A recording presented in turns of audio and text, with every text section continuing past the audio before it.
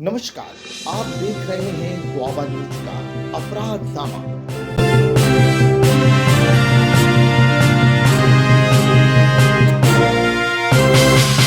मैं हूं दीपक दुबे, हाजिर हूं आज एक और अपराध की सच्ची दास्तां लेकर, यानी खबर लेकर। यह दास्तां है उत्तर प्रदेश के ही देवरिया जिले की। घटना 20 फरवरी की है, जहां दिल्ली की एक लड़की के साथ देवरिया के भाटा रानी रेलवे स्टेशन पर गैंग रेप किया गया था। युवती अपने दोस्त के साथ दिल्ली से बिहार जा रही थी। दोस्त से झगड़ा होने की वजह से वह देवरिया के भाटापार रानी स्टेशन पर उतर गई, जहां से दो लड़के उसे अपने साथ ले गए। उन्होंने स्टेशन के पास बने एक ढाबे में उसका रेप किया। उसके बाद बेहोशी की हालत में उसे स्टेशन की बेंच पर छोड़कर भाग गए। इस मामले में पुलिस ने 2 आरोपियों को गिरफ्तार किया है। स्टेशन पर खून से लथपथ पड़ी लड़की को भाटपार रानी के स्टेशन मास्टर ने करीब 2 बजे देखा। रात के 2 बजे रात के 2 बजे वो रेलवे स्टेशन का निरीक्षण करने निकले थे और उन्होंने लड़की को देखा तो इसकी जानकारी पुलिस को दी। मौके पर पुलिस पहुंची।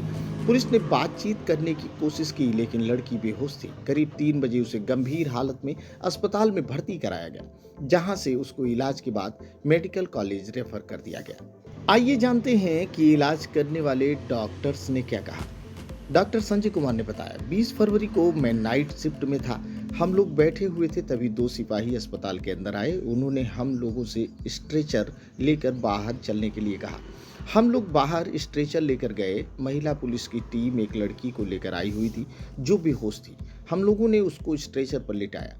तभी मैंने देखा युवती के शरीर से बहुत खून निकल रहा है।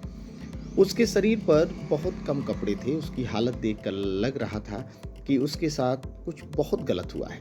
हम लोगों ने जब उसका इलाज करना शुरू किया तो समझ में नहीं आ रहा था कि पहले कौन से घाव का इलाज करें। शरीर देखकर ऐसा लग रहा था कि उसको बुरी तरह नोचा गया है। हमने नर्स को बुलाकर उसकी पूरी स्थिति देखने को कहा। उसका प्राइवेट पार्ट बहुत ज़्यादा जख्मी था।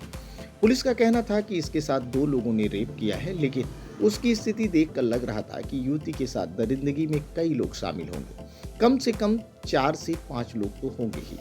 हमने उसका प्राथमिक उपचार किया, लेकिन उसकी हालत में ज़्यादा सुधार दिखाई नहीं दे रहा था। इलाज के दौरान उसे हल्का होश आया था। घटना के कारण वो सदमे में थी। इसके बाद हमने युवती को मेडिकल कॉलेज रेफर कर दिया।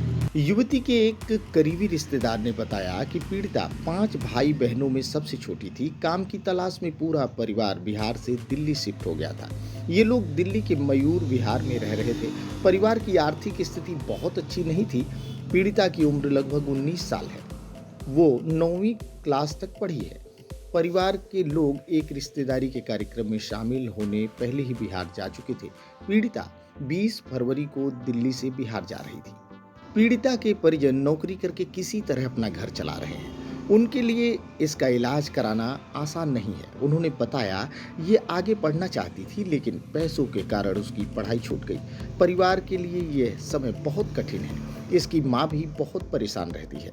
उन लोगों का कहना है, हमारे कौन से बुरे कर्म थे जो हमारी बेटी के साथ इतना बुरा हुआ। आइए अब जान लेते हैं, जब युवती को होश आया तो उसने क्या बताया। अस्पताल में युवती ने पुलिस को बताया, मैं बिहार की रहने वाली हूँ। कई साल से मेरा परिवार दिल्ली में ही रहता है। मेरे पिता नौकरी करते हैं। हम लोग फंक्शन या त्योहार पर ही अपने घर बिहार जाते हैं। अभी मैं बिहार में अपने एक रिश्तेदार के यहाँ होने वाले कार्यक्रम में शामिल होने जा रही थी। मेरा परिवार पहले ही बिहार चला गया था। मेरे साथ दिल्ली का मेरा दोस्त भी था। हम ट्रेन से बिहार जा रहे थे। हम लोग हंसी मजाक करते हुए जा रहे थे। इसी बीच रास्ते में मेरे दोस्त से कुछ पारिवारिक बातचीत पर झगड़ा हो गया। इसके बाद हमने काफ़ी देर तक एक दूसरे से बात नहीं की। इस कारण से मैं करीब 12 बजे गुस्से में भाटपार रानी स्टेशन पर उतर गई। मैंने स्टेशन पर एक बेंच ली और वहाँ पर बैठ गई। मुझे कुछ समझ में नहीं आ रहा था। तभी मैंने वहाँ पर 2 लोगों से दिल्ली के लिए ट्रेन के बारे में भी पूछा। पता चला कि यहाँ से कोई ट्रेन नहीं है, यहाँ से गोरखपुर और फिर वहाँ से दिल्ली की ट्रेन मिल जाएगी। मैंने सोचा कि गोरखपुर की दूसरी ट्रेन लेकर वहाँ से दिल्ली चली जाऊँगी। रात 1 बजे तक मैं वहीं पर बैठी रही। मुझे काफ़ी भूख लगी थी। गोरखपुर वाली ट्रेन काफ़ी देर से आने वाली थी, इसलिए मैं वहाँ 1-2 लोगों से खाने के बारे में भी पूछने लगी। इसी बीच वहाँ पर 2 लड़के आए।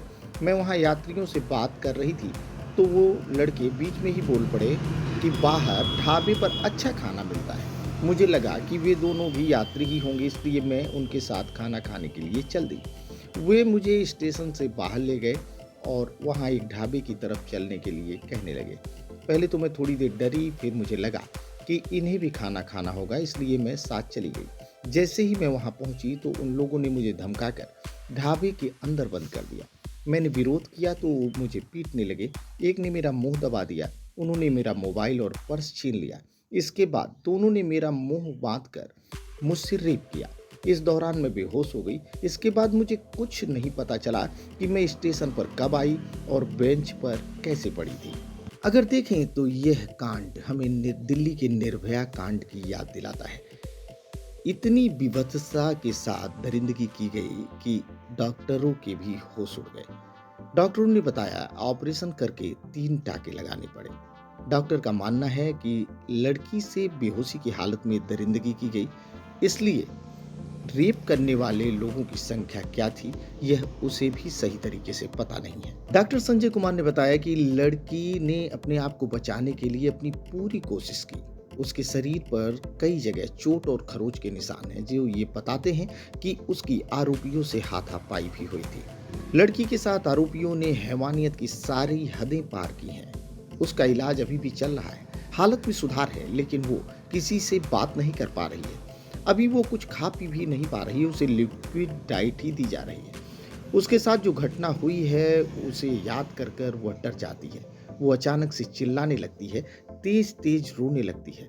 वो अपने परिवार के लोगों और माँ से भी कम बात कर रही है। फिलहाल युवती को अभी रिकवर करने में 10 से 15 दिन लग जाएंगे। फिलहाल अभी तक पुलिस अपराधियों तक नहीं पहुंच सकी है। इस सामूहिक दुष्कर्म के मामले में 2 से अधिक लोगों के शामिल होने के शक पर पुलिस ने जांच का दायरा बढ़ा दिया है। सीओ विनय कुमार यादव ने बताया कि 3 संदिग्ध लोगों को हिरासत में लेकर उनसे पूछताछ की गई है। तीनों संदिग्धों की उपस्थिति का वहां कोई सुराग नहीं मिला है। हम लोग और लोगों से पूछताछ कर रहे हैं। थोड़ी सी लापरवाही कितना भयावह रूप ले सकती है, इसका नजारा पेश करती है यह घटना। उस युवती का भाटा पार रानी स्टेशन पर उतरना एक नासमझी थी, जिसका खामियाजा उसे उठाना पड़ा। फिलहाल आज का अंक बस इतना ही।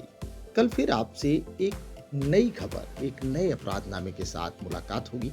तब तक दीजिए दीपक दुबे को इजाजत। अपना प्यार दुआबा न्यूज के साथ बनाए रखिए। हमें सब्सक्राइब कीजिए, फॉलो कीजिए सोशल मीडिया के सभी प्लेटफॉर्म पर। नमस्कार।